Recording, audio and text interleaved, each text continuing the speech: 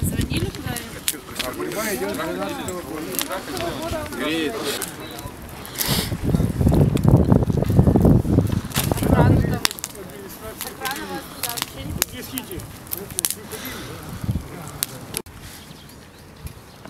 Вчера, значит, приехали, поставили забор, да? Да, вот вчера приехали забор ставить. Мы, значит, здесь стояли, значит, не пускали вроде бы. Они нас не слушают. Прораб пришел, приказал, значит, и эти рабочие пошли шпарить. Буквально где-то за полчаса там, или, ну сейчас, допустим, уже забор стоял, на этом месте стоял. А это в какое время было?